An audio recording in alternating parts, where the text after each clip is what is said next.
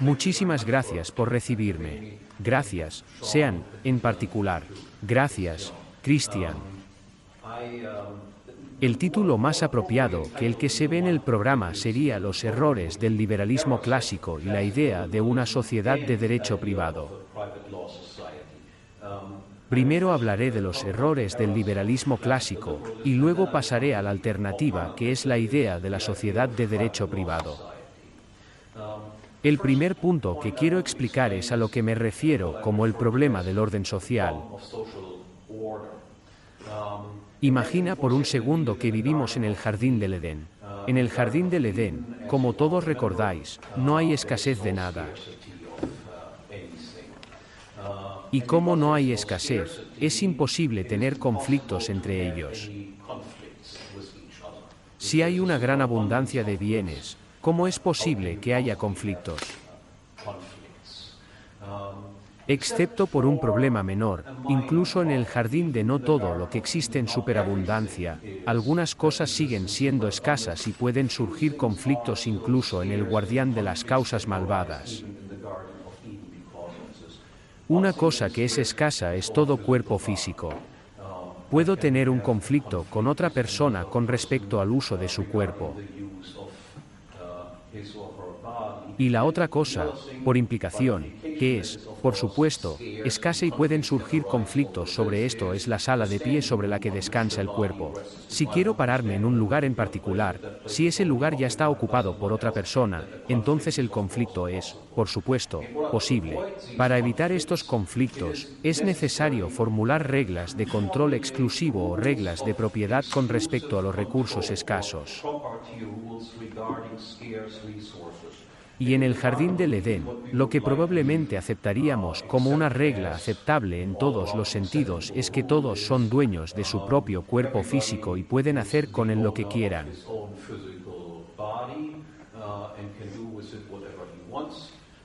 Y si quiere hacerle algo al cuerpo de otra persona, entonces necesita tener el permiso de esta persona.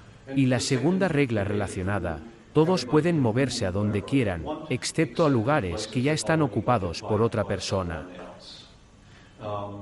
Si dejamos el jardín del Edén y entramos en el mundo real, entonces, por supuesto, este mundo real se caracteriza por el hecho de que tenemos escasez en todo. Y en consecuencia, necesitamos reglas que se apliquen a todo tipo de cosas, no solo a nuestro propio cuerpo físico, reglas de propiedad que especifiquen quién puede y quién no puede ejercer un control exclusivo sobre los recursos escasos para evitar la confianza.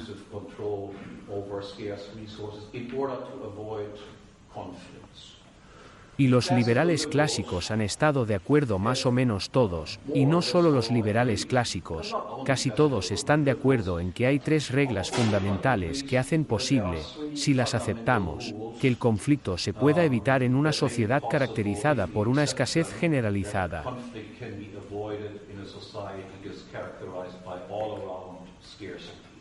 El primero es el mismo que tenemos en el jardín del Edén. Todo el mundo quiere su propio cuerpo.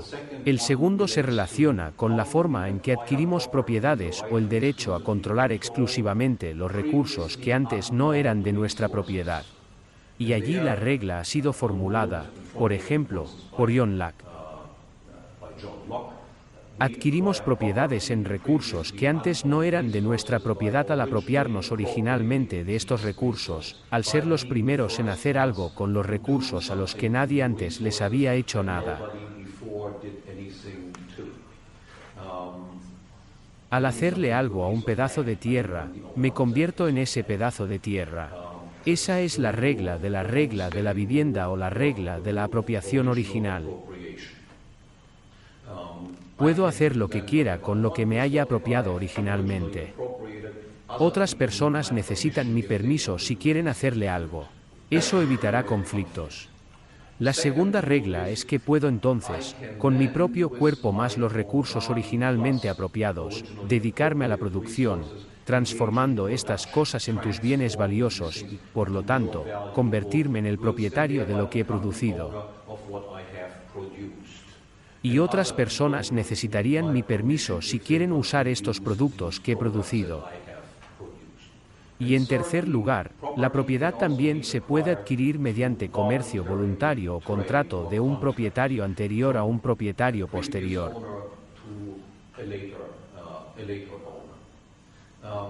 No quiero entrar en grandes detalles al defender estas reglas, excepto para decir esto, que cualquier regla alternativa parece desde el principio bastante absurda, que una persona no debe poseer su propio cuerpo, sino que alguien más debe hacerlo.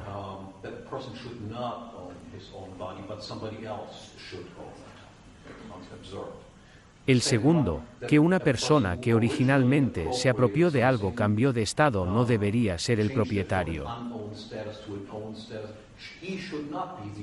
Alguien más que no se apropió de él debe ser considerado como el propietario. Del mismo modo, parece bastante absurdo que alguien que no ha producido algo sea considerado como el propietario en lugar de la persona que realmente ha producido algo. Y también está bastante claro desde el principio que si en la medida en que sigamos estas reglas, no solo se evitarán los conflictos, sino que se podrán evitar los conflictos. Todos los conflictos podrían evitarse en la medida en que sigamos estas reglas, pero que si seguimos estas reglas, al ampliar, la prosperidad se maximizará.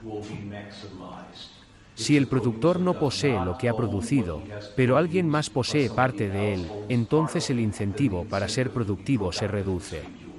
Si el apropiador original no posee lo que originalmente ha apropiado, entonces el incentivo para convertirse en un original que anteriormente no se usó en absoluto por primera vez se reduce y así sucesivamente.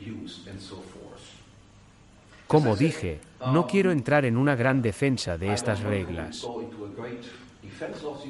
Confío en que son intuitivamente sensatas y que la mayoría de las personas en su vida diaria siguen estas reglas.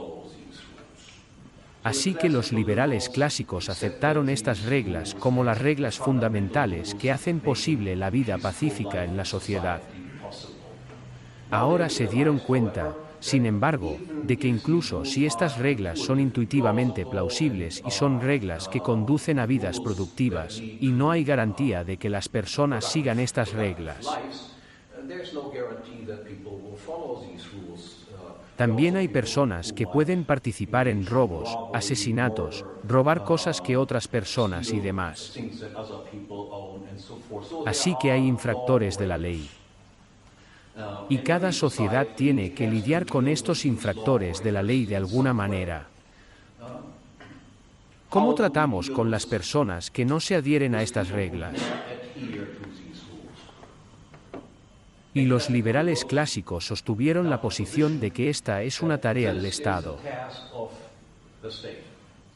El Estado tiene una y solo una tarea, y es asegurarse de que las personas se adhieran a las reglas que mencioné antes, y que las personas que violen estas leyes serán amenazadas con el castigo, o si las rompen, en realidad las rompen, de hecho son castigadas por su violación, por sus violaciones de la ley. Ahora, si esta respuesta es plausible en el énfasis, aquellos que abogan por los estados mínimos y los liberales clásicos sí abogaron por la existencia de estados mínimos. Esta es la única tarea. El Estado no hace nada más. El Estado no proporciona educación, el Estado no proporciona lo que sea, bienestar social. El Estado no provee calles, nada.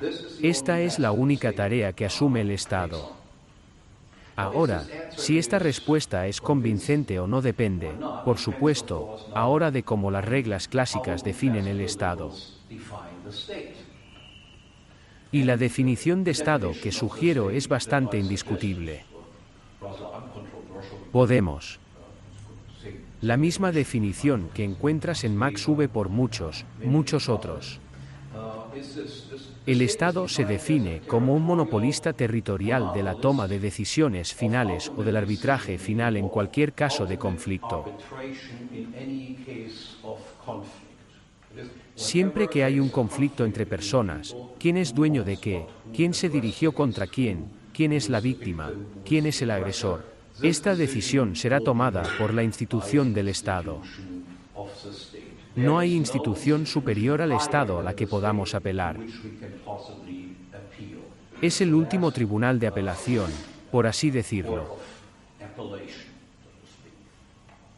Y en esto está implícito que el Estado es también el monopolista territorial de los impuestos. Es decir, el Estado puede determinar unilateralmente cuánto le deben los ciudadanos por ejercer esta tarea de ser el árbitro de última instancia, el tomador de decisiones final.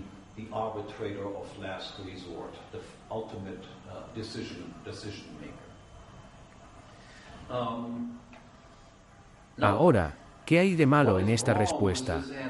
Si el Estado se define así, entonces es fácil ver qué problemas surgirán de inmediato.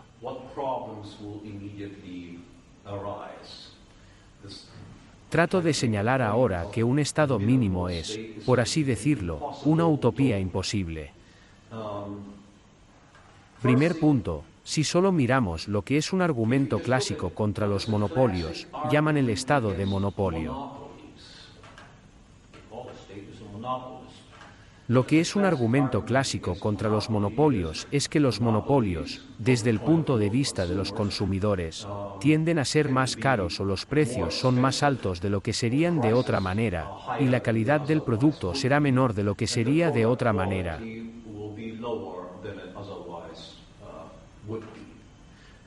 No se ven amenazados por la competencia en este campo, por lo que no se ven obligados a operar a un costo mínimo y transferir el costo mínimo a los consumidores en forma de precios más bajos, y no se ven obligados a intentar continuamente mejorar el producto, la calidad del producto, como tendrían que hacerlo si existiera competencia.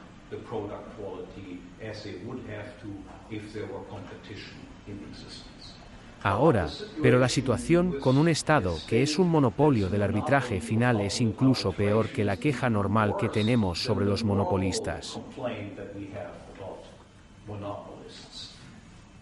Porque los gobiernos pueden producir cosas malas en lugar de solo producir cosas buenas. Y para ver esto, volvamos por un momento a la definición que di. El Estado gubernamental es el árbitro arbitrario último en cualquier caso de conflicto. Eso incluye que el Estado es también el árbitro final en los casos de conflictos que lo involucran. Es decir, si un policía te golpea en la cabeza y te quejas de que te han golpeado en la cabeza, entonces es parte de la misma institución, el juez empleado por la misma institución que cita si el policía tenía derecho a hacer lo que hizo algo que se suponía que no debía hacer.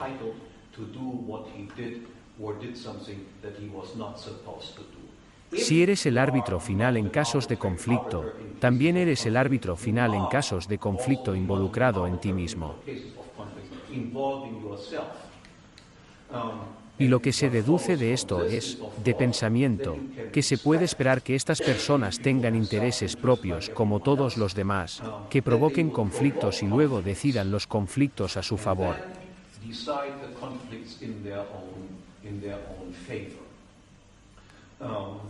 Y, por supuesto, para empeorar aún más las cosas, entonces deciden también lo que debe pagarles. También son el monopolio territorial de los impuestos.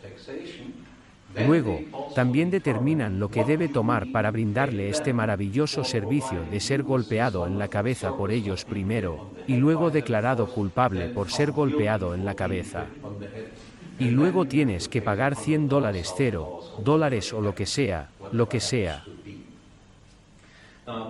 Entonces, lo que se puede predecir, por así decirlo, es desde la configuración de una institución como este monopolista del arbitraje final con el poder de los impuestos, que el precio de la justicia aumentará continuamente y la calidad de la justicia disminuirá continuamente. Cualquier otra predicción tendría que asumir, por así decirlo, la transformación milagrosa de las personas, que los ángeles dirigen sociedades en lugar de personas normales con instintos normales. Así que la idea de tener un estado mínimo es desde el principio una idea ridícula. Siempre hay una tendencia que, por supuesto, se convertirá, si no en un estado totalitario, pero ciertamente en un estado bastante grande y de mano dura.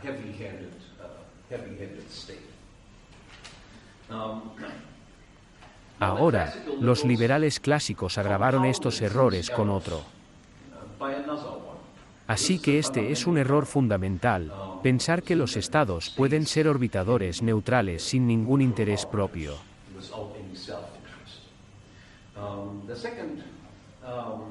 La segunda era fue que los liberales clásicos favorecían los estados democráticos, en particular como una forma especial de estado. Los liberales clásicos se oponían típicamente a los dos estados monárquicos en ese momento. La mayoría de los estados en la historia fueron estados monárquicos, ninguno de ellos, pero si retrocedes en la historia, si es que hay un estado, la mayoría de ellos tendieron a ser estados monárquicos. ¿Cuál era la oposición liberal clásica o el argumento contra los estados monárquicos en particular? Lo que les molestaba de las leyes de los estados monárquicos afecta a que los monarcas obviamente tienen privilegios. Están sujetos a un tipo de ley diferente al del resto de la gente. Y el resto de la gente, por supuesto, no tiene esperanza de que alguna vez se conviertan en rey o reina. Y para resolver este problema, que algunas personas tienen privilegios y otras personas son menos privilegiadas, por así decirlo.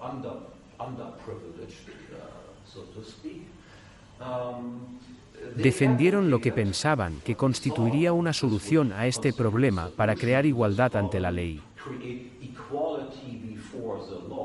Es decir, los privilegios atentan contra la idea de igualdad ante la ley, obviamente. Proponen que todo lo que tenemos que hacer es hacer que la entrada en el aparato gubernamental o en el Estado sea abierta.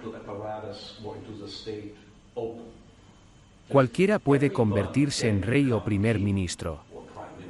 Todo el mundo puede convertirse en reina. Al abrir la entrada en el aparato estatal a todos, pensaron que los privilegios desaparecerían y que se introduciría la igualdad ante la ley. Ahora, es fácil ver que es un error creer esto.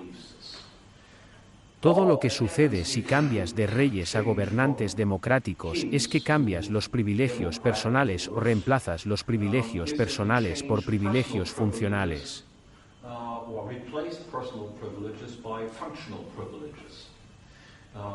El rey tiene un privilegio personal. Un primer ministro o cualquier funcionario gubernamental tiene privilegios funcionales. Si es primer ministro, entonces, como funcionario público, puede hacer cosas que los particulares no pueden hacer. Esa es la dualidad de la ley superior de príncipes y reyes, en comparación con la ley inferior, por así decirlo, de los ciudadanos comunes. Esta dualidad sigue existiendo en democracia tanto como antes y reaparece la distinción entre derecho privado por un lado y derecho público por el otro. Si está cubierto por el derecho público, puede participar en actividades que consideraría actividades delictivas si se realizaran como ciudadano privado. Para darle algunos ejemplos, si robo su billetera, entonces, según el derecho privado, esta ley de burla se trata como un robo.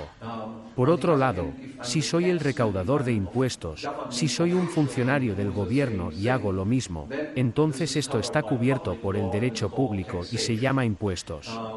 Si te tomo y te obligo a trabajar en mi jardín, entonces si lo hiciera como ciudadano privado a otro ciudadano privado, esto se consideraría un secuestro y esclavitud y sería castigado en consecuencia. Por otro lado, si hago eso como funcionario público, entonces eso se llama servicio social, reclutamiento y cosas similares. O si tomo algo de usted en contra de su voluntad como ciudadano privado y luego se lo doy a otra persona, entonces, según las leyes privadas, esto se consideraría robo y cercado de bienes robados. Si hago lo mismo que un funcionario público cubierto por el derecho público, entonces eso se llama política social, redistribución de ingresos. De hecho, no hay diferencia alguna.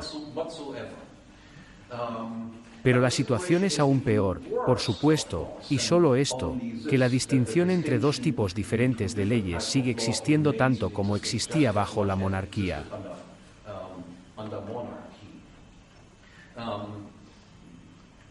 Otra diferencia importante son los reyes antiguos, en los viejos tiempos, no obviamente reyes como existen hoy en día donde la única figura representativa golpea. Considere el país, por así decirlo, ya que son propiedad privada. En el siguiente sentido, podrían transmitirlo a las generaciones futuras, y también podrían vender partes de él y quedarse con el dinero ellos mismos. Políticos democráticos, primeros ministros y demás, miembros del Parlamento, que son cuidadores temporales de países, pero no propietarios. No pueden vender nada y guardarlo en privado, golpear los recibos en privado, ni pueden determinar quién será su sucesor. Por un corto periodo de tiempo, tienen derecho a aprovechar el país sin poseerlo. Ahora, eso hace una diferencia cuando se trata de cómo se comportará. Y la respuesta parece ser bastante obvia. Si te doy una casa una vez como propietario, que podrías vender la casa en el mercado o puedes pasarla como herencia. Y la otra vez, te daré la misma casa, pero te diré que eres el cuidador de la casa durante 4 años. No eres dueño de la casa. No puede determinar quién lo recibirá después. No se puede vender en el mercado. Eso marcará la diferencia en cómo tratas tu casa. Y las respuestas que parecen ser nuestras son claras de que tratarás tu casa de manera diferente. La única situación, si usted es el propietario de la casa, siempre tendrá en cuenta las repercusiones que sus tratos con la casa tienen en el valor de mercado de la casa si la vendiera. Te preocupa el consumo de capital, el posible consumo de capital que resulta de ciertos usuarios que hiciste de la casa. Y te preocupará regalar algo en la generación futura que aún sea valioso. Sin embargo, si usted es solo un cuidador temporal, no el propietario de la casa, entonces su interés es maximizar los ingresos actuales, incluso si esto implica el consumo de capital. Puede aumentar sus ingresos de alquiler de su casa, por ejemplo, colocando a 50 personas en la casa, una cama doble encima de la otra, etc. Y luego, después de 3 o 4 años, la casa podría estar más o menos en reglas. Pero sus ingresos mientras tanto, por supuesto, han sido más altos. Y como usted no es el propietario de la casa, no le importa mucho el hecho de que el valor del capital y el precio de mercado de la casa caigan mientras tanto. Entonces, para resumir esta historia, lo que podemos reconocer es que los reyes, en general, tienen una perspectiva a más largo plazo, en general, tienen un mayor incentivo para preservar el valor del país que los cuidadores democráticos, que solo están temporalmente a cargo y no poseen ningún el consumo de capital es mucho más frecuente en los regímenes democráticos que en los monárquicos.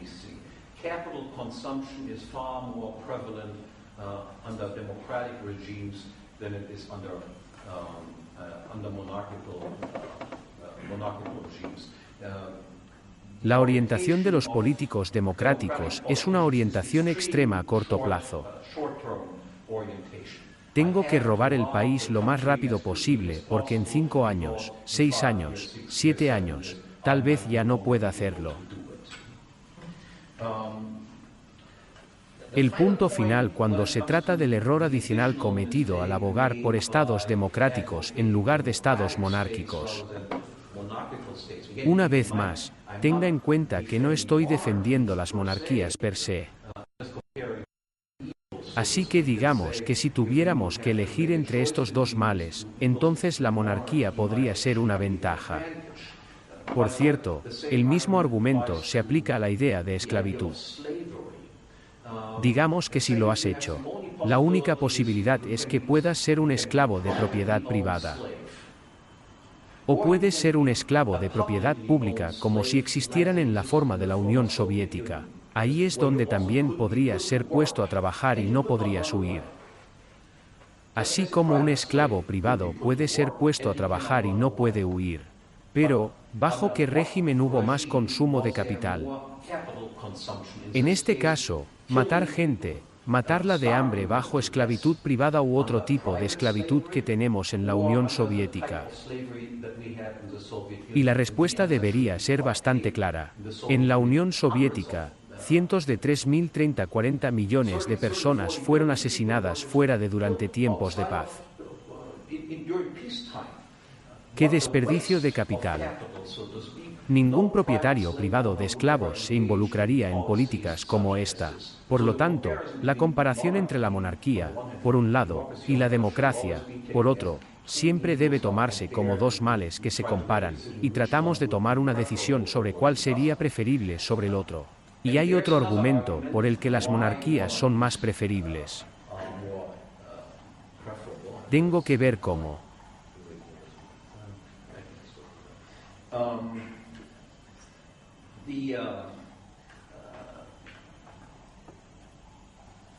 Argumentamos a favor de la democracia que tenemos una competencia abierta para quien se convierte en primer ministro.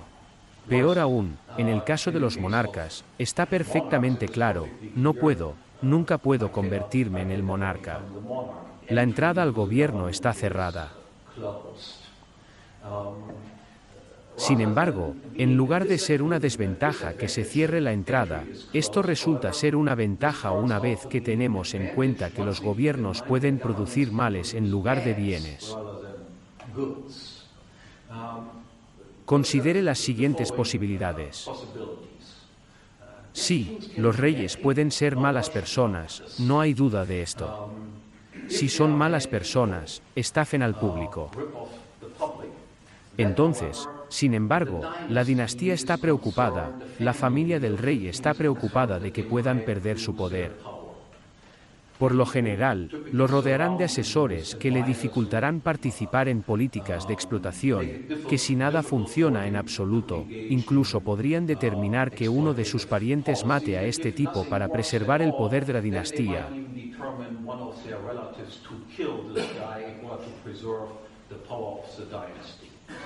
Por otro lado, un rey, porque llega al poder por accidente de nacimiento, también puede ser un tipo decente.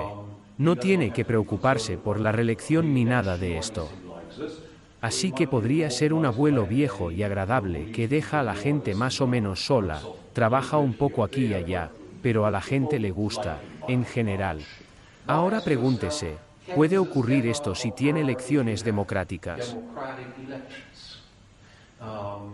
Y ahí, la respuesta parece ser, a menos que estemos mirando solo pequeñas aldeas donde todos conocen a todos los demás y tienen algún tipo de idea de cómo adquirieron su riqueza o cómo no adquirieron su riqueza. Si nos fijamos en sociedades con millones de personas, cientos, miles de personas, entonces cualquier persona que llegue a la cima debe ser un demagogo experto. Solo las personas malas llegan a la cima en democracia. Peor. Y debido al hecho de que todo el mundo puede decir, incluso si es malo en este momento, en 4 años habrá la próxima elección, por lo que en 5 años habrá la próxima elección. Estos tipos malos rara vez son asesinados. Mientras que los reyes, porque sabes, una vez que un tipo es malo, se quedará allí hasta que esté muerto, también podrías matarlo rápido, porque de lo contrario las cosas duran para siempre en este cuadrado. Bien, ahora la pregunta. Entonces, si los liberales clásicos se equivocaron en esto, primero en su defensa de los estados en general, y luego en la defensa de los estados democráticos en particular, ¿cuál es la alternativa? Y la alternativa es lo que yo llamo una sociedad privada, una sociedad de derecho privado. Una sociedad de derecho privado es una sociedad en la que no hay diferencia entre los diferentes tipos de derecho, el derecho público y el derecho privado. Cada persona, cada institución, cada empresa está sujeta exactamente a las mismas leyes que cualquier otra.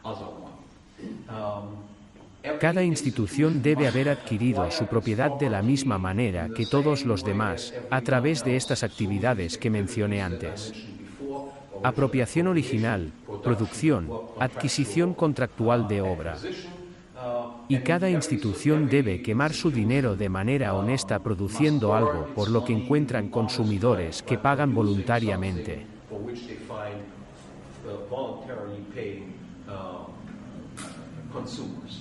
Ninguna institución está sujeta a leyes diferentes a las de cualquier otra institución.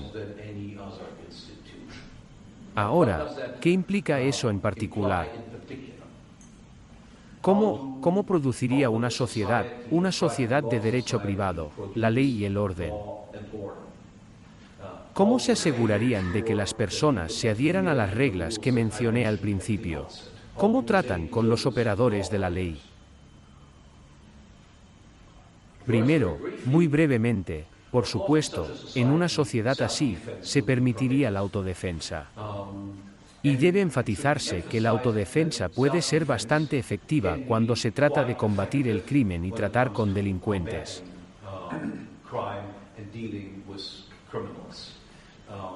Sabemos que en el llamado salvaje oeste, por ejemplo, cuando prácticamente no existía ningún estado en los Estados Unidos y las leyes de defensa eran más o menos de defensa privada, la gente estaba fuertemente armada, y el salvaje oeste no era muy salvaje.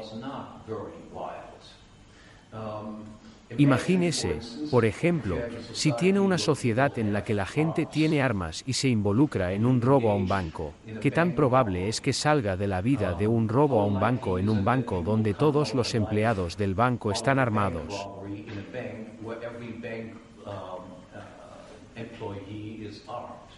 Y la respuesta es que es poco probable que sobreviva a un atraco a un banco con éxito. Se le cerrará antes de entrar, antes de salir de las instalaciones. Muchos estudios se han hecho sobre esto. Ese es un consenso general de que la violencia fue bastante leve.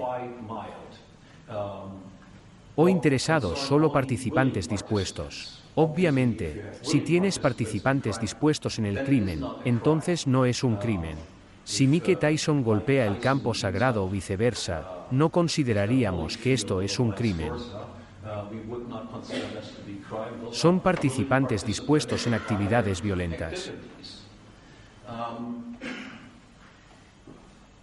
Pero, por supuesto, y debo hacerles saber, este tipo de argumento de que las poblaciones fuertemente armadas en general tienden a reducir las tasas de criminalidad ha sido formulado de manera más efectiva por el economista estadounidense John Lott, quien escribió el famoso libro, Más armas, menos crimen, y demuestra que hay una gran cantidad de datos empíricos de que cuanto más fuertemente armada está la población en la población, otras ciudades dicen que la más baja tiende a ser una primaria.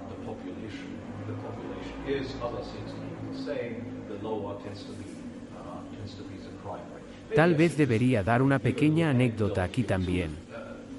Había algunas ciudades en los Estados Unidos, ciudades rivales. En un pueblo, la cúpula del Concejo Municipal determinó que a nadie se le permite tener armas en absoluto. Y otro pueblo dijo que para pintarlos de mala manera, todos en nuestro pueblo deben tener un arma. Ahora, ¿dónde ve que las tasas de criminalidad aumentaron y dónde ve que las tasas de criminalidad disminuyeron? Los delincuentes pueden ser malas personas, pero no son encorvados. Por supuesto que no voy a la ciudad donde sé que todo el mundo tiene un arma. Voy al lugar donde sé que nadie tiene un arma y saldré con éxito con lo que planeo hacer. Pero como dije, la autodefensa es importante, pero por supuesto es solo un aspecto menor de lo que quiero hablar. Del mismo modo que no producimos nuestros propios jabones o zapatos, ni siquiera nuestro propio cabello lo hace, sino que confiamos en las ventajas de la división del trabajo en la prestación de servicios como este. Por supuesto, también confiaríamos en las ventajas de la división del trabajo cuando se trata de la producción de la ley y el orden. ¿Y qué tipo de organizaciones probablemente surgirían en el mercado para ofrecer servicios de protección de vidas y propiedades? Serían las fuerzas policiales privadas, las agencias de arbitraje privadas y las agencias de seguros privadas.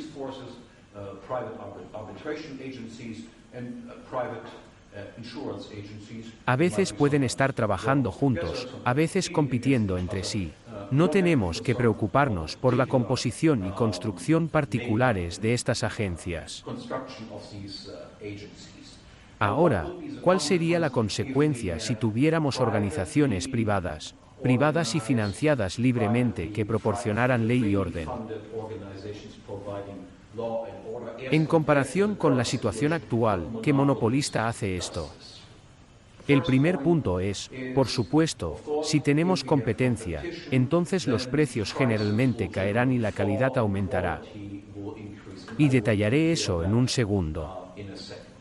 El segundo punto importante es que no habría tal cosa como una sobreproducción de seguridad. Toda la mercancía puesta, todos los bienes y servicios compiten entre sí. Existe escasez de recursos. Lo que sea que gaste más en protección policial, implica que puedo beber menos cerveza. Lo que sea que gaste en pagar a los jueces, la implicación es que puedo hacer menos vacaciones o algo así. Todo lo bueno compite con. Cada servicio compite con todos los demás. ¿Cuánta producción de seguridad necesitamos? ¿Cuántos recursos necesitamos para producir seguridad? La respuesta es que para el Estado, que es un monopolista, no hay una respuesta clara. ¿Cuántos recursos deberían destinarse a la producción de automóviles? ¿Cuántos recursos deberían destinarse a la producción de mantequilla o de leche? Los consumidores deciden eso en función de la importancia de este producto en comparación con ese producto. Pero los consumidores no deciden qué tan importante es la seguridad en la actualidad. Cuanto más dinero tiene el gobierno, más oficinas puede proporcionar. ¿Pero cuánto?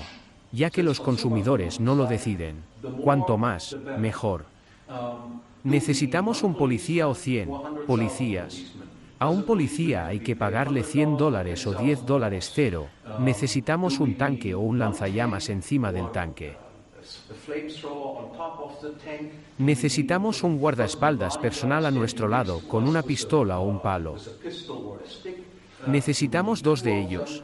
Actualmente, todo esto también debe decidirse de alguna manera, pero se decide completamente de una manera completamente arbitraria. No tiene nada que ver con los consumidores. Si hubiera una prestación gratuita de estos servicios, no habría sobreproducción de seguridad. Las personas solo obtienen tanta seguridad como creen que es apropiado en ese caso particular, y los casos particulares pueden ser muy diferentes. Obviamente, necesitas más en las ciudades de lo que necesitas en el campo, y así sucesivamente. No todas las personas tienen el mismo deseo de sentirse seguras en lo que respecta a su vida y propiedad. Ahora paso a puntos más importantes.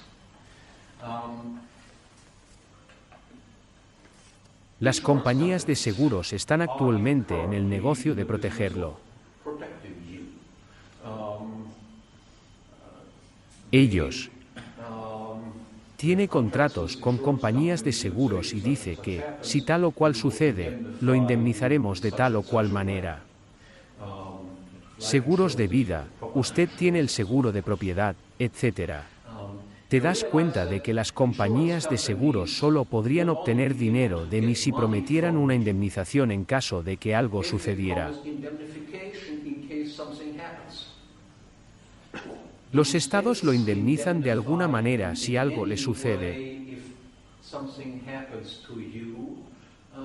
Si alguien irrumpe en tu casa, te mata y demás, y luego. No. Los estados no lo indemnizan si fallan en la tarea que consideran su tarea principal. Necesitan proteger su vida y su comodidad. Las compañías de seguros deben indemnizarlo. Las compañías de seguros también deben ofrecerle un contrato de lo que sucederá siempre que tal y tal haya ocurrido. Tenemos algo parecido a un contrato actualmente con el gobierno de que tal y tal se hará si tal y tal ha ocurrido.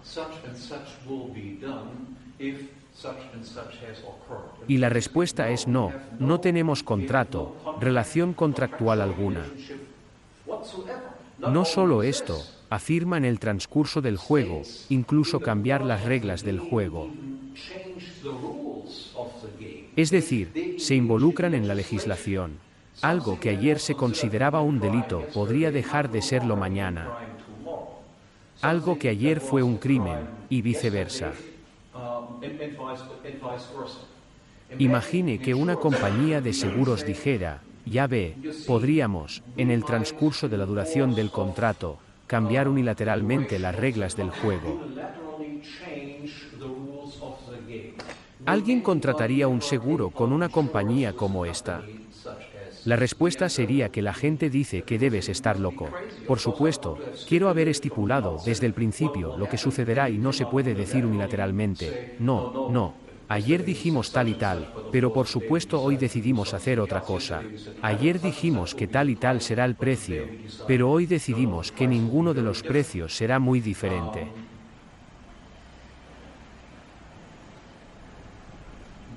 Eso.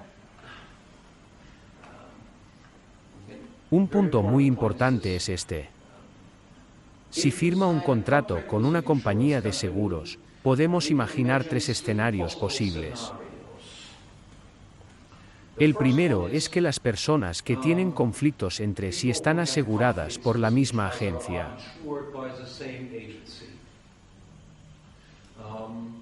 Todo el mundo sabe que esta es una posibilidad.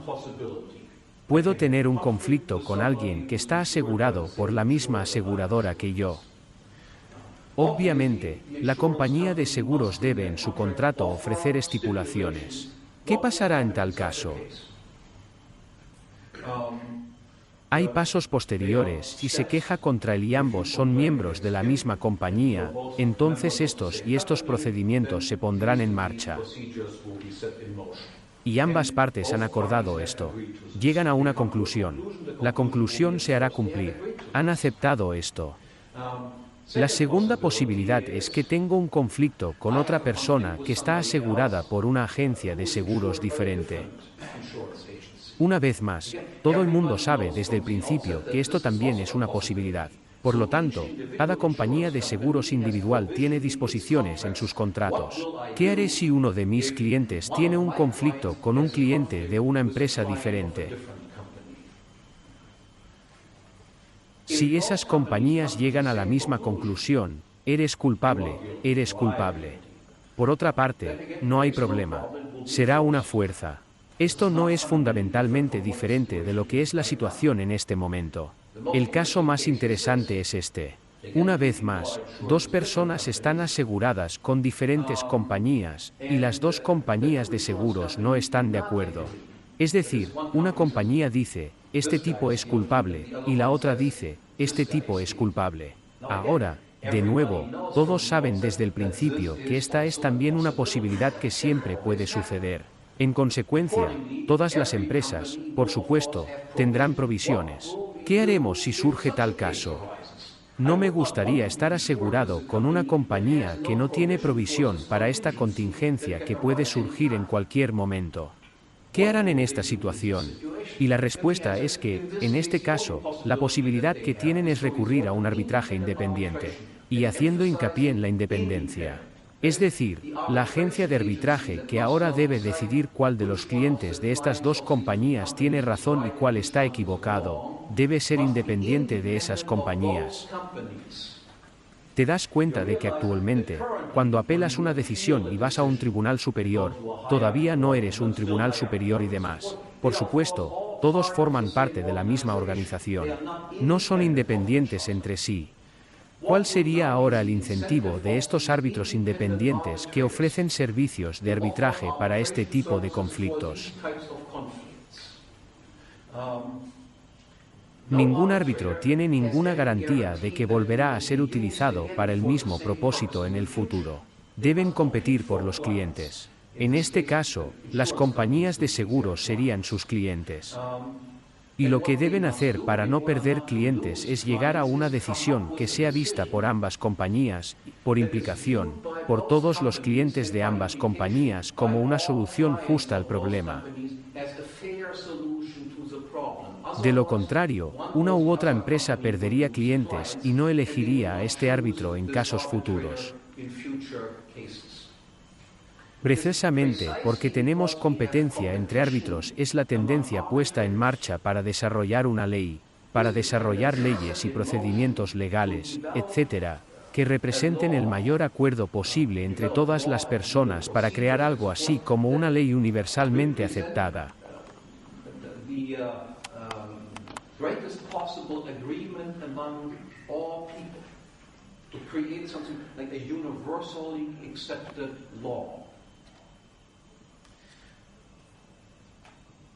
Te das cuenta de que incluso actualmente tenemos algo como esto, o al menos algo similar.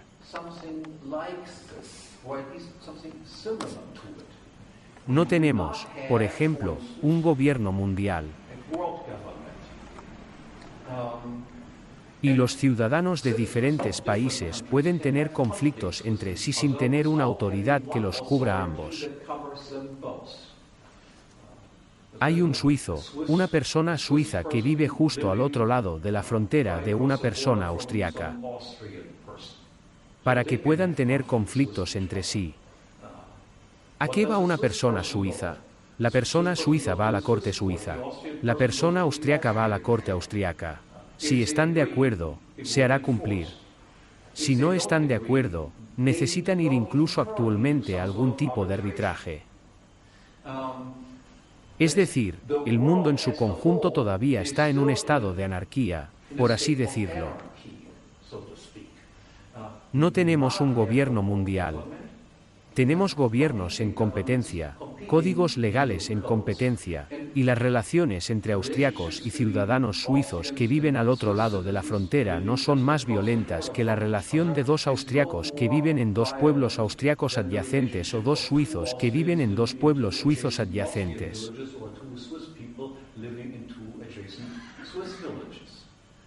Esto por sí solo ya muestra que la idea de que necesitamos tener un solo DSS monopólico es falsa. El hecho de la anarquía internacional, por así decirlo, confirma que un sistema como el que describí puede funcionar.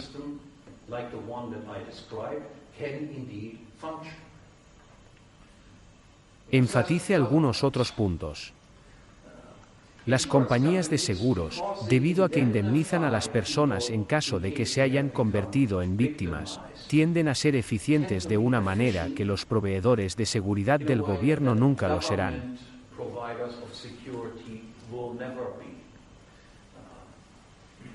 ¿Por qué la gente querría tener tres servicios prestados? 1. La prevención del delito no debería ocurrir en absoluto. Segundo, si ocurre, quiero mis cosas de vuelta, si es posible. Y si no puedo recuperarlo, quiero que atrapen y castiguen al perpetrador.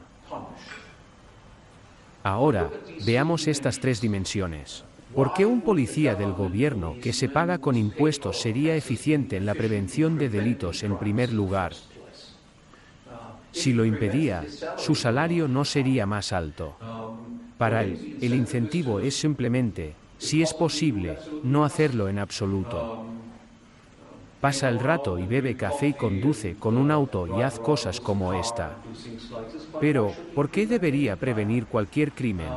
¿Por qué un agente empleado por una compañía de seguros tendería a ser eficaz en la prevención del delito? La respuesta, si previene el crimen, entonces no lo ha hecho. La compañía de seguros no tiene que pagar. Así que hay un incentivo financiero para ser bueno en esto. ¿Qué tal encontrar cosas que fueron robadas y demás? ¿Qué incentivo tiene un policía para encontrar algo? La respuesta es que no tienen incentivo alguno y no encuentran nada. Si te roban el coche, la policía archiva toda una vida. Tengo un amigo cuyo coche fue robado en Italia. Fue a la policía italiana, Me robaron el coche. Y luego le preguntó, ¿qué haces? Recuerda, presentamos una esposa. Eso es. Luego fue a su compañía de seguros alemana, informó que el automóvil había sido robado. Y el agente de seguros encontró el auto unos días después. Fue severamente dañado, pero sin embargo, el incentivo en sí mismo causó uno completamente diferente. Si encuentras algo, no tienes que pagar. Pero dado que el gobierno no paga de todos modos, ¿por qué participar en cualquier esfuerzo para luchar contra la maldita cosa? Lo último, entonces quieres atrapar a los chicos. Ahora, ¿qué pasa con el capital? Por delitos capitales. Sí, la policía tiende a encontrar personas para asientos de automóvil y ladrones, por lo que la mayoría de las veces, ni siquiera participan en ninguna actividad para tratar de encontrarlos. Pero, ¿y si lo hacen? ¿Qué hacen entonces? Los perpetradores son encarcelados. Tengo que recordar correctamente, el número era algo así como, en los Estados Unidos, encarcelar a una persona por un año cuesta alrededor de $70 por persona por año. Luego puede quejarse de no obtener el derecho principalmente por la mañana, y de no tener un equipo de entrenamiento que funcione completamente, de no poder ver la televisión o jugar al tenis de mesa o algo así.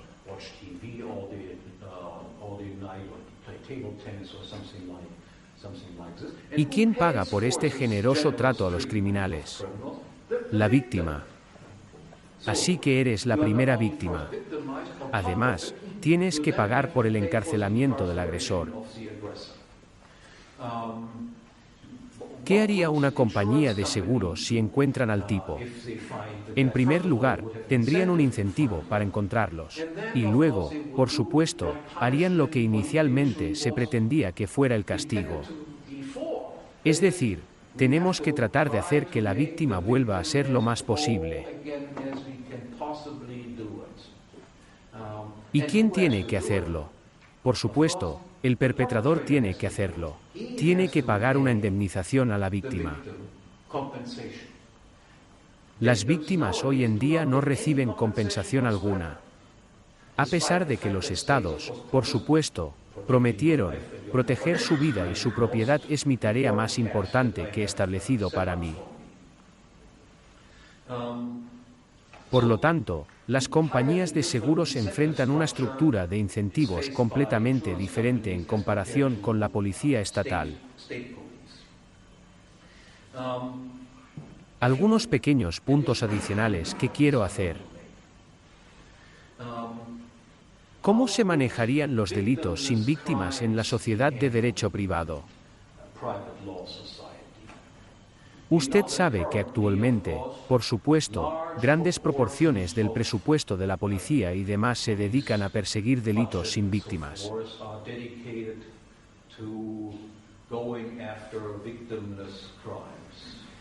Los delitos sin víctimas son aquellos delitos en los que no hay víctimas, que la gente normal consideraría tal vez vicios, pero no delitos. Prostitución, juegos de azar, uso de drogas, etc. No hay ninguna víctima involucrada en nada de esto. Esta es una ley que actúa entre adultos que consienten. Pero te das cuenta de que la guerra contra las drogas en los Estados Unidos se traga enormes sumas de dinero.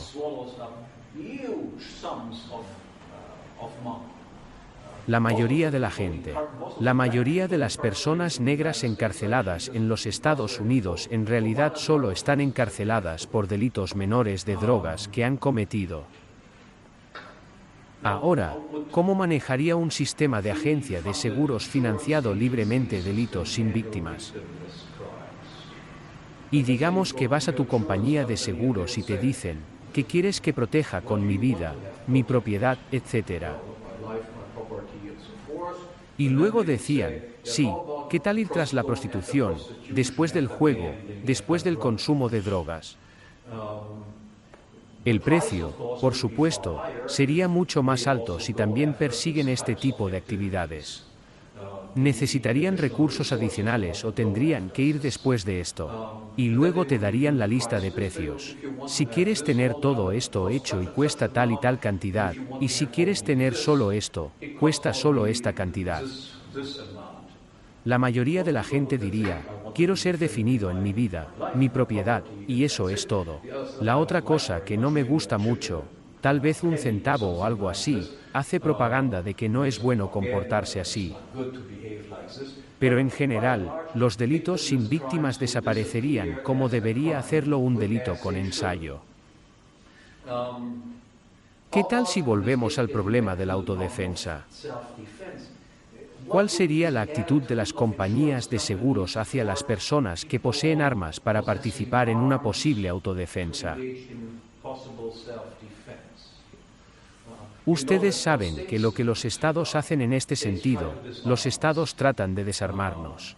En todos los estados, hay intentos en marcha que nos impiden por completo adquirir cualquier tipo de violencia.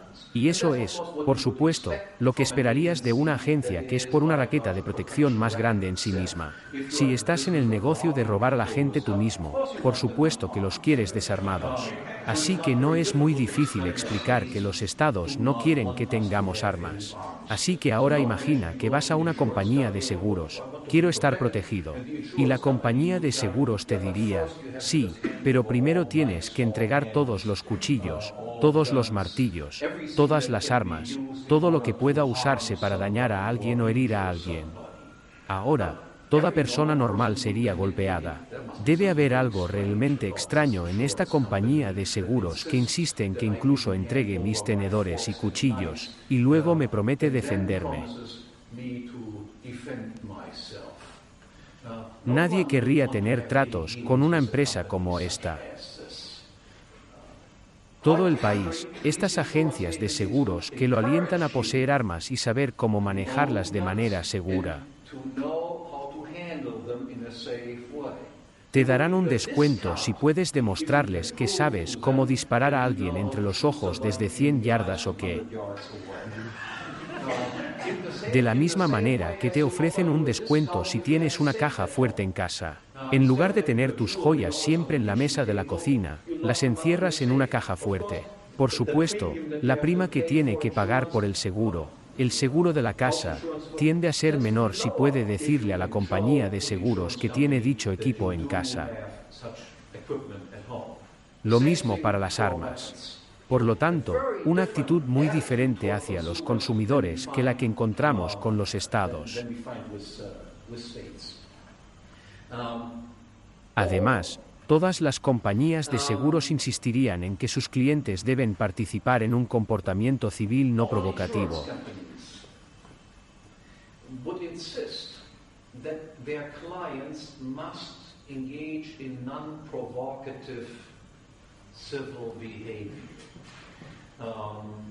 Ninguna compañía de seguros, por ejemplo, lo aseguraría para contingencias como esta. Lo provoco hasta la empuñadura, y luego se golpea la cabeza. Y ahora llamo a mi compañía de seguros, haz algo con este tipo malo. Obviamente, para ofrecer una prima lo más baja posible, insistirían en que debe participar de tal manera que no promueva conflictos con los demás.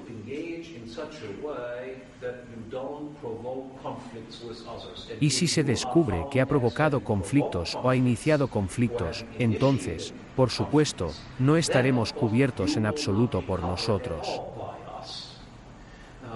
Por lo tanto, el comportamiento civil es una condición previa incluso para que una compañía de seguros le ofrezca un contrato.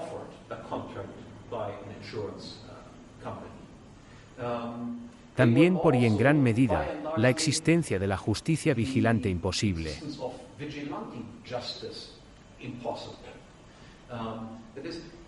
Las compañías de seguros dirían, sí, por supuesto, si usted es agredido, tiene derecho a defenderse de inmediato. Pero si algo te ha sucedido y no es una confrontación directa, el ladrón se ha ido y así sucesivamente. Incluso si sabes quién es, no te involucras en la justicia vigilante.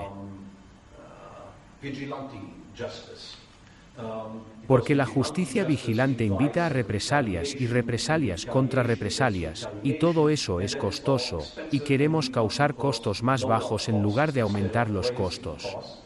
Debido a esto, insistimos en que cada vez que tenga alguna queja contra alguien, entonces pasemos por un procedimiento regular que se establece, escrito en nuestro contrato que tenemos para asegurarnos de que este proceso de represalias eternas y represalias llegue.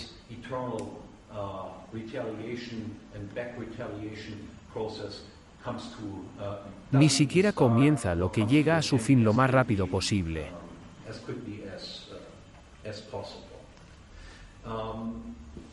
Creo que con esto, me detendré y responderé algunas preguntas.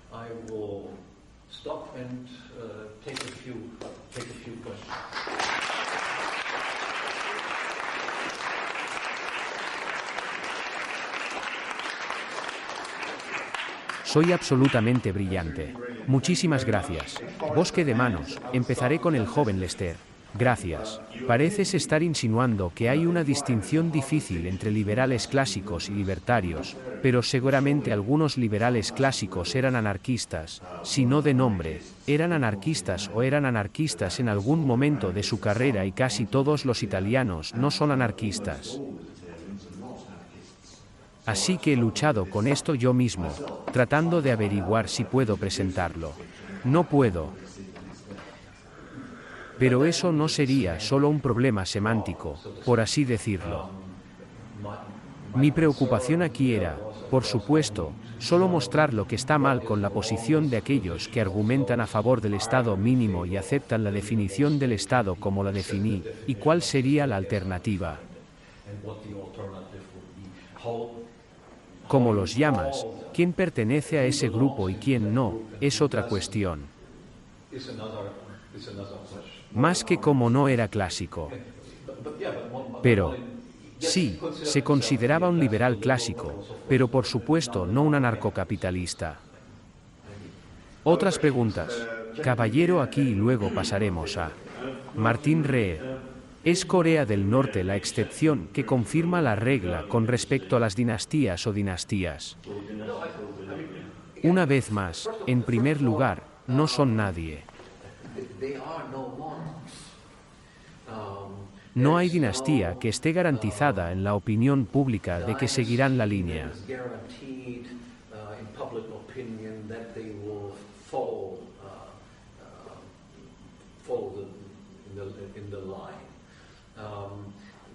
Además, la idea del socialismo es incompatible con un monarca que considera esto como su propiedad privada.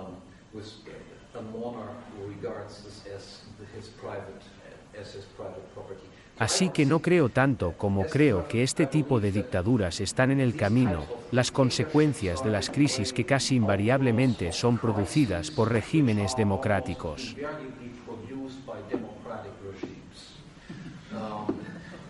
Democrático. Los regímenes democráticos, debido a que se involucran en una redistribución masiva de ingresos, establecen sistemas de bienestar y de estado de bienestar, están invariablemente condenados al colapso económico. Una crisis que estalla y la solución a la crisis es que un dictador llegue a la cima.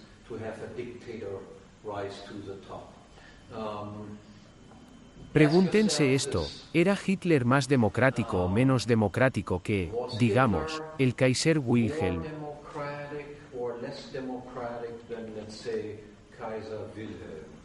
¿Fue el último zar ruso más democrático o menos democrático que Lenin y Stalin? Y la respuesta es, por supuesto, que eran menos democráticos. Hitler era, por supuesto, democrático. Lenin y Stalin eran, por supuesto, figuras democráticas, así que eso es grande en comparación con el zar ruso. Así que las dictaduras son el resultado de democracias que se han quedado sin suerte.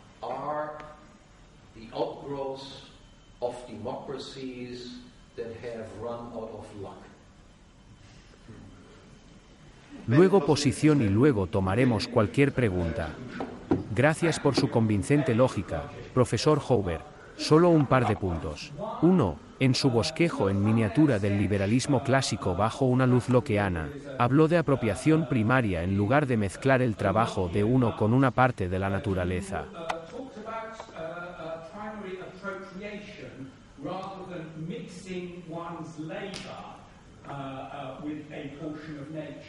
Me pregunto si esa es una distinción importante o una mera cuestión de semántica. En segundo lugar, en su sociedad de derecho privado, no mencionó los encuentros hostiles o disputas entre personas aseguradas y personas no aseguradas, o, para el caso, entre dos personas no aseguradas.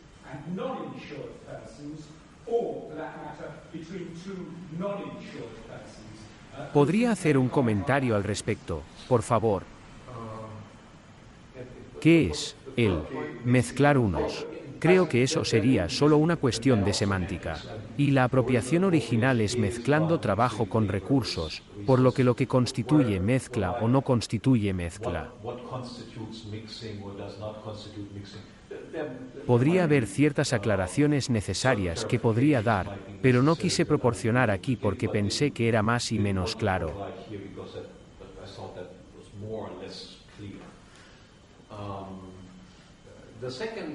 La segunda pregunta es, ¿qué hacemos con las personas sin seguro? En primer lugar, pensaré que, en términos prácticos, eso casi nunca será un problema. Debido a que las sociedades que son decentemente ricas y las sociedades que tengo en mente serían, por supuesto, decentemente ricas, que se componen de personas que poseen bastantes propiedades, hacen que sea casi necesario que cualquiera retire el seguro. Cuantas más cosas posea, más importante es el servicio de estar asegurado. Ningún hombre de negocios, por ejemplo, podría permitirse el lujo de no estar asegurado. Pero dado que, de todos modos, podría ocurrir, creo que las compañías de seguros podrían tener procedimientos para lidiar con esto, mostrar buena voluntad, porque sus propios clientes podrían querer que las personas sin seguro también sean tratadas de manera justa y decente.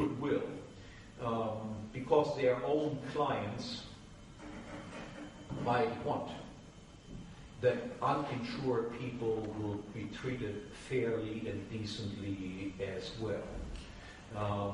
A menos que tenga demasiados disturbios gratuitos, es decir, personas que solo anticipan que serán atendidos.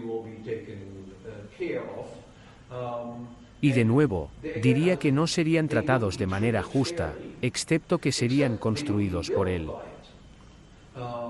Y si no están dispuestos a pagar su factura por haber recibido justicia, entonces podría obligarlos a hacer este pago.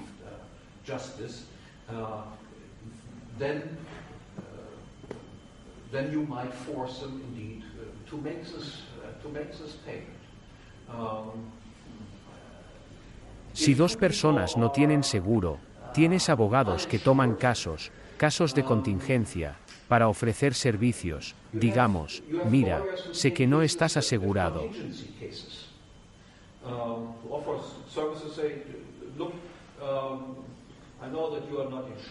Yo tomaré. Estoy interesado en preservar sus derechos. Si ganamos, entonces me debes una parte del acuerdo que recibo.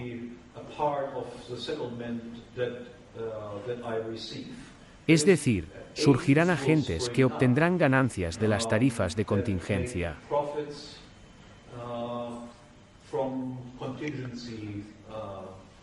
No diría, muy rápido, no diría que, por ejemplo, si no estuviera asegurado, no podría alquilar un automóvil, podría ir a la cuenta bancaria. No podrías. Eso es correcto, porque la gente diría, bueno, no queremos tratar contigo. No sabemos qué pasaría en caso de que haya una empresa. Eres alguien que tiene algún trato con personas que no tienen seguro de ningún tipo. Y ciertamente ningún negocio y ninguna persona normal involucrada en actividades normales lo haría sin él. Otras preguntas. Caballeros aquí. Sí, vamos a difundir. Si vuelves a llamar a la reunión, parece que hay otro derecho que tendrías. Y eso sería si estás hablando con alguien más no puede pararse allí gritándote para que no puedas tener una conversación. Así que parece que también tendrías libertad de expresión. Solo los gritos, la libertad de expresión que tienes, pero si gritas, eso podría ser una invasión mía. Sí, ese es el problema.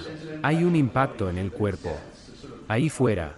Pero, de nuevo, esta será una aclaración menor que es necesaria. Pero mi otra pregunta es, el otro caso que debo haber mencionado es después de que las dos compañías de seguros en desacuerdo van a comprar un arbitraje y se dicta una sentencia contra una de las compañías de seguros para pagar los beneficios. ¿Qué pasa si esa compañía de seguros no realiza el pago? No necesariamente porque no quieran, pero tal vez tengan una crisis impositiva o algo así. Simplemente no hacen el pago. Entonces, ¿cómo lo hace la víctima? Casos como este podrían ocurrir, pero si ocurren, esta compañía de seguros tendería a perder clientes muy rápidamente. Por lo tanto, sucesos como este serían expulsados del mercado por la competencia. Siempre es importante darse cuenta de que este tipo de problemas pueden, por supuesto, también en la actualidad, se ve que uno no debe imaginar que cualquier problema concebible se resolverá de inmediato en una sociedad de derecho privado. Siempre hay que comparar cómo se resolverían allí, cuántos errores se cometerían allí en comparación con cómo se resuelven ahora bajo los auspicios monopolísticos y cuál es el precio que tenemos que pagar. Actual en estos días. De suma importancia es siempre que no estamos comparando mundos de fantasía, estamos comparando dos escenarios realistas y todo eso. Los problemas serían más frecuentes o serían menos frecuentes. Se manejarían de manera más eficiente o menos eficiente. Y en esta comparación, parece que siempre llama la atención que este tipo de régimen que propongo sería infinitamente superior al que tenemos actualmente, que todavía tenemos problemas allí. Es verdad mientras la humanidad sea lo que es. Profesor Howe, estoy completamente de acuerdo con usted en que la jerarquía totalmente privada de la sociedad Terren sería la mejor y más deseable solución a nuestros problemas sociales. En el momento en que vivimos y tenemos que lidiar con ellos y tratarlos. Y obviamente tenemos que llegar a eso. Tenemos que transigir con el hecho de que el Estado tiene poder. ¿Tiene algún principio con esa línea sobre cómo debemos hacerlo? ¿Cuál debería ser nuestra relación con el Estado? Entonces, si solo decimos que esto es idealmente lo que queremos lo que queremos, estamos haciendo menos y teniendo una idea de no ser prácticos al respecto. ¿Cómo vamos a relacionarnos con esta etapa, dado que estamos allí? Obviamente, esa es la cuestión de la prudencia. No hay personas que rechacen el principio de pagar impuestos y vean, hay algunos. La enmienda que introdujo el impuesto sobre la renta no es constitucional y tengo razón y demás, y luego los encarcelan por esto. Ahora pueden tener razón, pero creo que son estúpidos para hacer algo. Así que puedes hacer un juicio. ¿Con qué puedo salirme con la mía? Sí, es correcto, por así decirlo, considerar al Estado como una organización criminal. Si tratas con criminales, si tratas con matones a tu alrededor, no solo dices, eres un criminal, tengo razón, porque terminarás en el lado perdedor. Tienes cuidado. Solo crees que ves, puedo salirme con la mía ahora mismo. Tal vez no. En ese caso, me callo y no hablo más.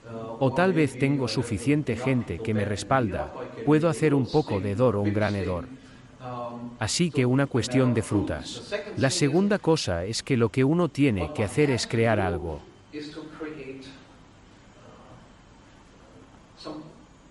En términos marxistas, lo que uno tiene que crear es una conciencia de clase entre la gente.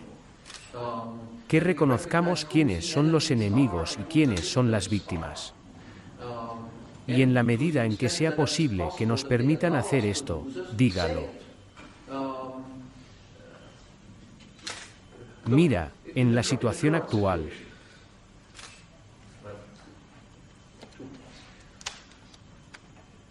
los estados siempre tratan de culpar a los empresarios como explotadores, agentes de estafa, etc., y a ellos mismos como personas sabias y benévolas.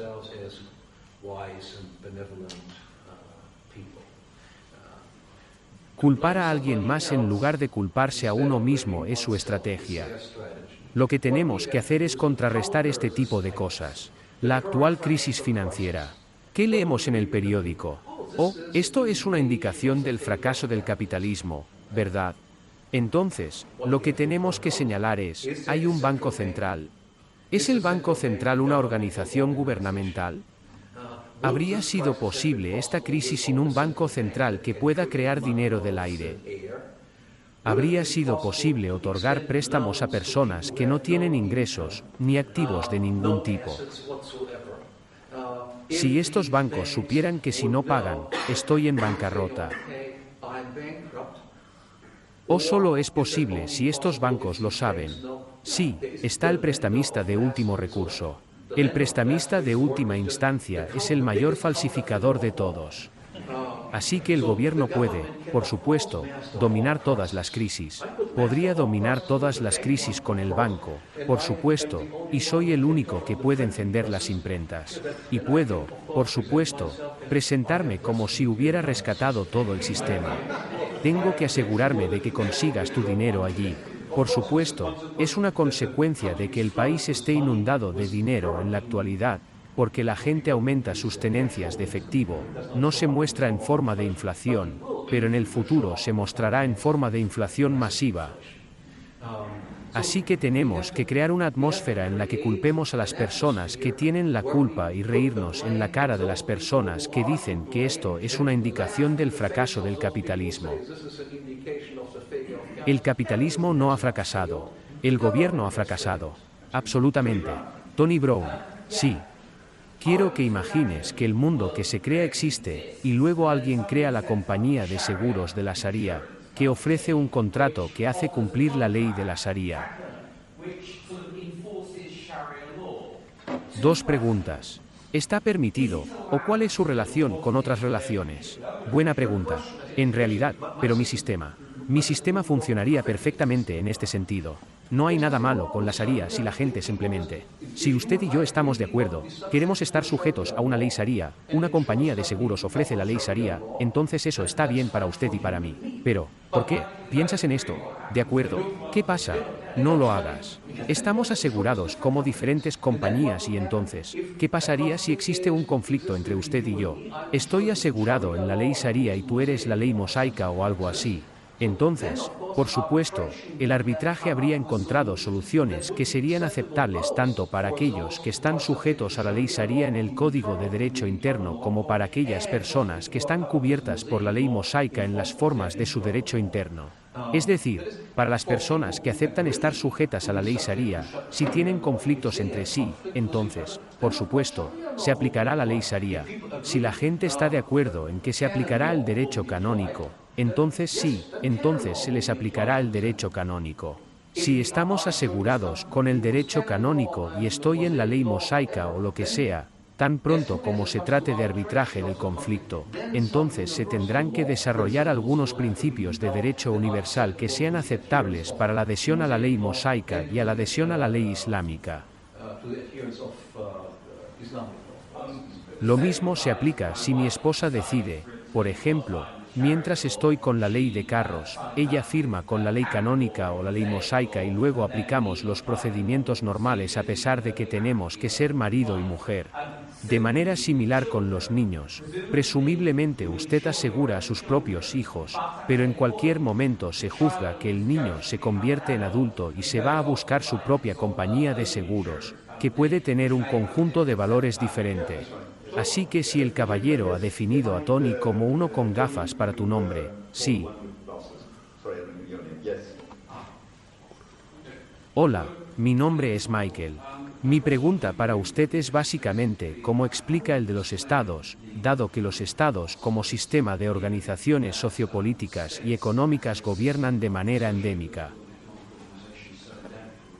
Y me gustaría matizar eso con una observación de que personalmente creo que los estados son un resultado inevitable, desafortunadamente inevitable, de la naturaleza humana.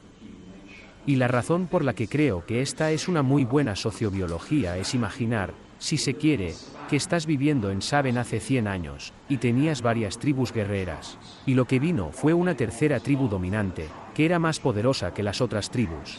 Y lo que efectivamente hizo fue proporcionar un mecanismo independiente a través del cual, a través de la imposición de la fuerza, estas tribus se reconciliaron sus diferencias. Ahora, obviamente, los estados no se justifican hoy por ser una figura de fuerza de posición democráticamente para señalar que ha sido mi transición. Pero creo que aunque se pueda hacer un caso psicológico o evolutivo para un estado mínimo, no creo que se pueda hacer un caso así para un sistema activista. Eso es lo que tenemos.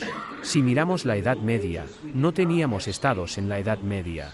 Teníamos sistemas legales en competencia. No teníamos el monopolio de la toma de decisiones en última instancia. Y el Estado moderno tardó varios cientos de años en desarrollarse a partir de la Edad Media. Así que no lo creo. Lo que sí tenemos es, por supuesto, tenemos autoridades para desarrollar. Tenemos jueces altamente reconocidos. Los reyes al principio, por así decirlo, no eran reyes estatales. Simplemente se les consideraba el juez más prestigioso al que la gente acudía si quería resolver un conflicto. Pero de ninguna manera era la última autoridad. También podría ir a algún otro rey donde podrías apelar a algún miembro de alto rango de la aristocracia o algo así. Los estados tardaron cientos de años en adquirir los poderes que tienen actualmente.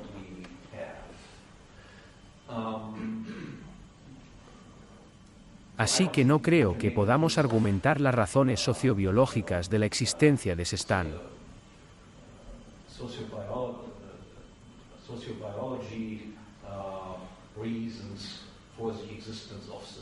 Lo que tenemos ahora es, por supuesto, que la gente es bombardeada con propaganda en las escuelas públicas, en las universidades públicas, en las universidades privadas también porque están financiadas principalmente con fondos públicos, que sin el Estado, estallaría el caos y demás.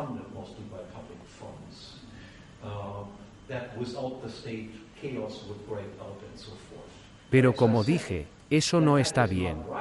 Puedes reconocerlo dándote cuenta de que vivimos, internacionalmente hablando, todavía en un mundo de anarquía. Sin relaciones menos pacíficas entre miembros de diferentes países que entre miembros de un mismo país.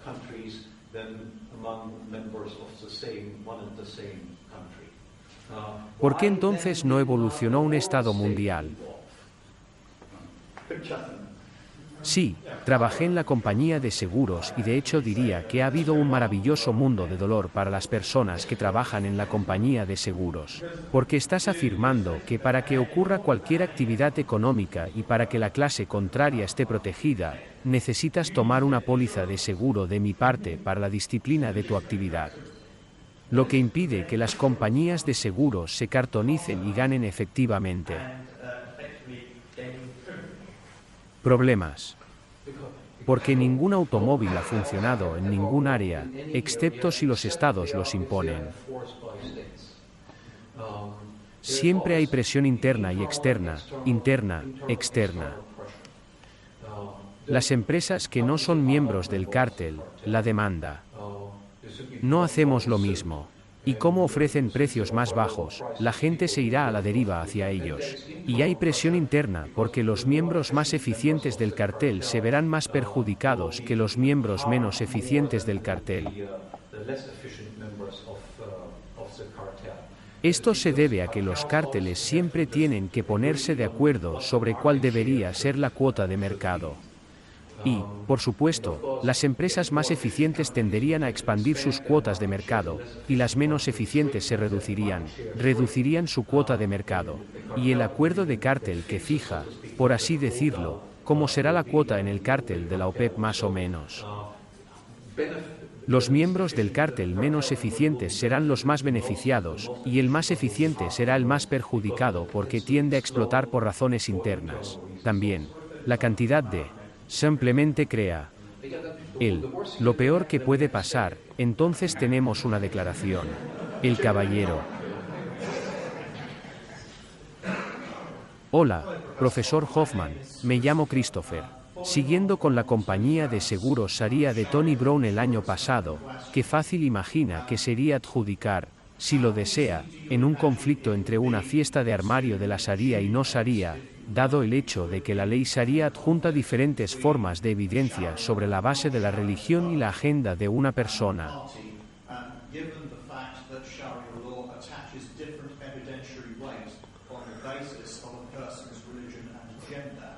Y prevé otra cosa que, si lo desea, una severa reducción en las relaciones comerciales entre musulmanes y no musulmanes en la teología descrita.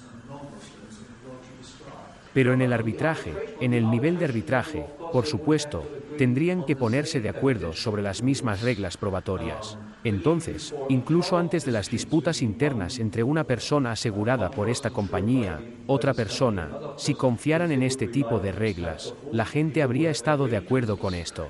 Si existen conflictos con otros, entonces se tendrían que aplicar reglas de procedimiento que sean aceptables para ambos. Ambas compañías tendrían interés en la resolución pacífica del conflicto, de lo contrario el costo explotaría. Se volverían poco atractivos simplemente por el hecho de que incluso en el nivel de arbitraje, nunca se puede llegar a un acuerdo. ¿Quién quiere estar asegurado, ya que una empresa constantemente entra en conflicto con otras empresas, en consecuencia, paga una prima mucho más alta de la que sería necesaria con algún tipo de resolución pacífica debido a que se logra el arbitraje? Responderemos 3 preguntas juntas y luego terminaremos la sesión. Así que David Goldstone y sí, tienes un caballero aquí, y Tom Burrows y lo siento por todos los demás, pero creo que nos estamos quedando sin tiempo. Y muy brevemente, sus preguntas gratuitas y concluiremos allí. Profesor Haber, usted mencionó un poco antes que pensaba que la aplicación privada de sanciones por parte de las agencias de protección en relación con las víctimas de delitos no sería un problema principal porque sería muy costoso y la gente no estaría dispuesta a pagar grandes primas para obtener ese tipo de producto.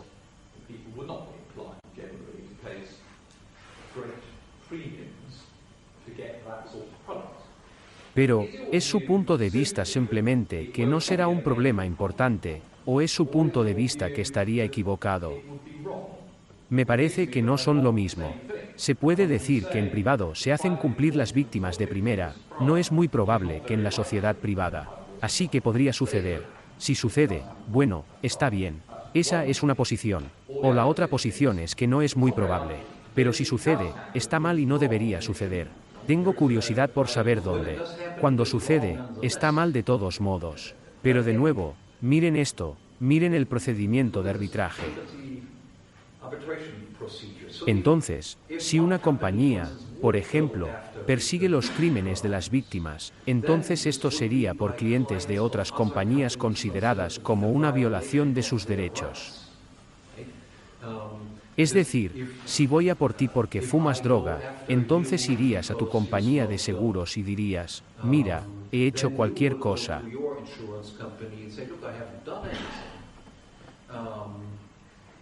Y tienes que defenderme en este caso porque estoy siendo agredido. Y si esto surge frente a los procedimientos de arbitraje, la decisión probable sería precisamente que los delitos sin víctimas no son delitos.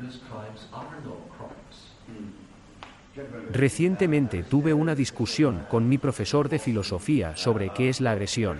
Y luego, el problema básico era que tampoco podíamos estar de acuerdo si forzarías la agresión de la forma en que lo haces. Él dijo, bueno, es igual de agresivo y solo si te niegas a pagar impuestos para ayudar a alguien que está desempleado.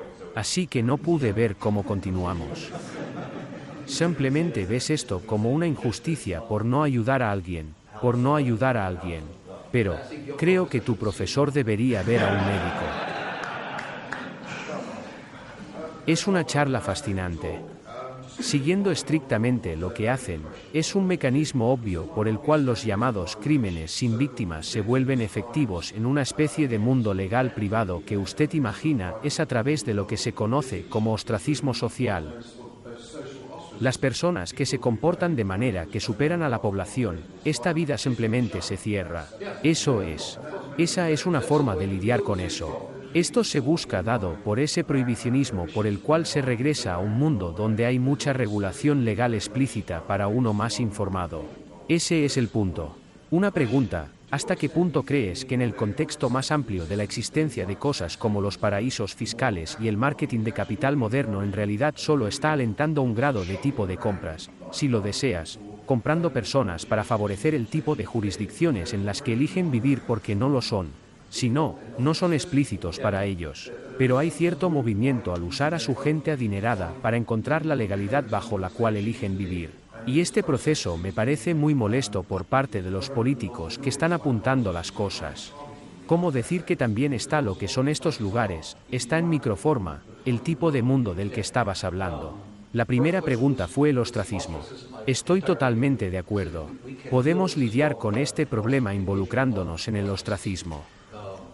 Las personas que no se comportan bien, no tenemos ningún trato con ellos, o se forman o estarán en los márgenes de la sociedad donde no molestan a otras personas.